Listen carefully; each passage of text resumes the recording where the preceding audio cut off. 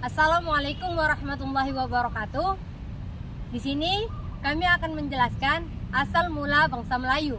Sebelum kami menjelaskan, perkenalkan, nama saya Dini Yulinda. Nama saya Asmar Pau. Perkenalkan, nama saya Nathan Arisegia. Baiklah, tanpa berlama-lama, mari kita masuk ke penjelasan asal mula bangsa Melayu. Nah, terdapat dua teori mengenai asal-usul bangsa Melayu, yaitu yang pertama, bangsa Melayu berasal dari Yunan, dikenal dengan teori Yunan. Dan yang kedua, bangsa Melayu berasal dari Nusantara, dikenal dengan teori Nusantara. Teori ini disokong oleh beberapa sarjana seperti R.H. Galden, J.H. Kern, J.R. Foster, J.R. Logan, Slamet Muljana, dan juga Asma Haji Omar.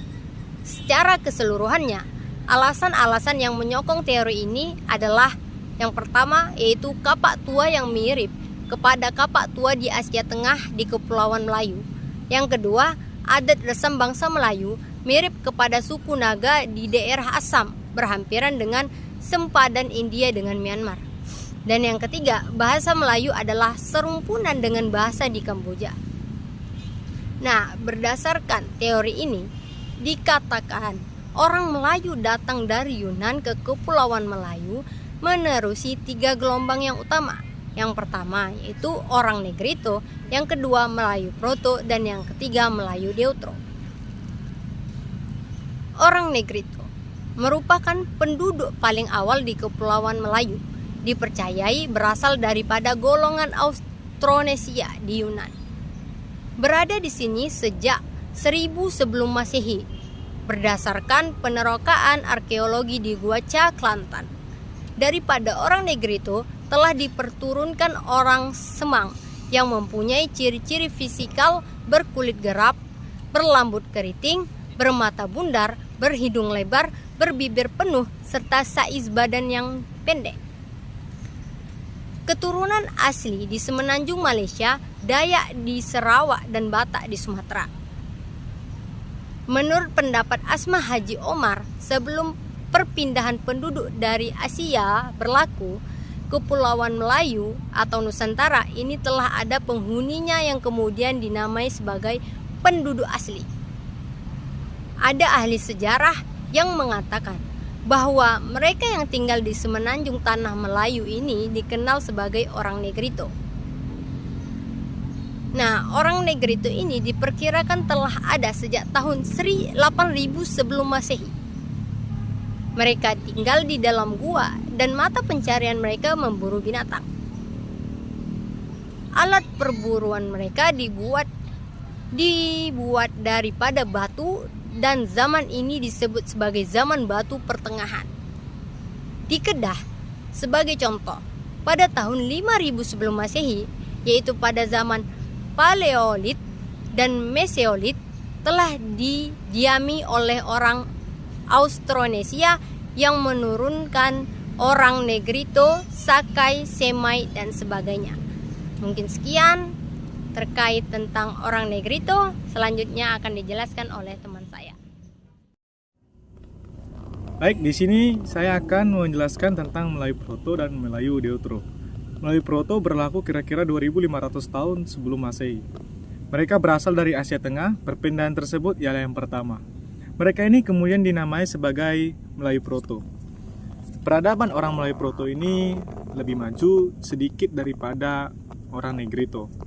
Mereka pandai membuat alat bercocok tanam, membuat barang pecah belah, dan alat persiapan kehidupan mereka. Zaman mereka ini dinamai Neolitik atau zaman batu baru. Selanjutnya yaitu Melayu Deutro. Melayu Deutro merupakan perpindahan penduduk yang kedua dari Asia yang dikatakan dari daerah Yunan, diperkirakan berlaku pada tahun 1500 sebelum Masehi. Mereka mempunyai peradaban yang lebih maju daripada Melayu Proto. Mereka telah mengenal kebudayaan logam. Mereka juga telah menggunakan alat perburuan dan pertanian daripada besi. Zaman mereka ini dinamai zaman logam. Mereka hidup di tepi pantai dan menyebar hampir di seluruh Kepulauan Melayu ini. Kedatangan orang Melayu Deutro ini dengan sendirinya telah mengakibatkan perpindahan orang Melayu Proto ke pedalaman sesuai dengan cara hidup mereka yang berpindah randa. Selanjutnya, mereka hidup secara berkelompok dan tinggal menetap di suatu tempat yang mereka inginkan. Mereka yang tinggal tepi pantai hidup sebagai nelayan, dan sebagian lagi mendirikan kampung berhampiran sungai dan lembah yang subur. Mereka juga telah pandai bermasyarakat. Mereka biasanya memilih seorang ketua yang tugasnya sebagai ketua pemerintahan dan sekaligus ketua agama. Agama yang mereka anuti itu ialah animisme. Sekian dari saya ucapkan terima kasih. Baik, saya akan menjelaskan teori Nusantara.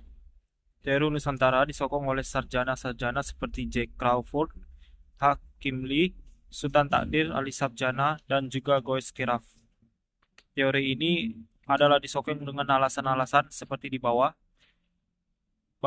Yang pertama, bangsa Melayu dan bangsa Kawa mempunyai tamadun yang tinggi. Pada abad ke-19, taraf ini hanya dapat dicapai setelah perkembangan budaya yang lama. Perkara ini menunjukkan orang Melayu tidak berasal dari mana-mana, tetapi berasal dari berkembangnya Nusantara. Yang kedua, Hakim Lee tidak bersetuju dengan pendapat yang mengatakan bahwa bahasa Melayu serumpun dengan bahasa Campa.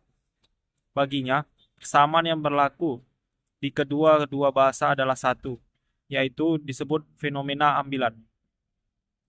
Yang ketiga, manusia kuno Homo soliensis dan Homo wajakensis terdapat di Pulau Jawa. Penemuan manusia kuno ini di Pulau Jawa menunjukkan adanya kemungkinan orang Melayu itu keturunan daripada manusia kuno tersebut, yakni berasal dari Jawa dan mewujudkan tamadun bersendirian.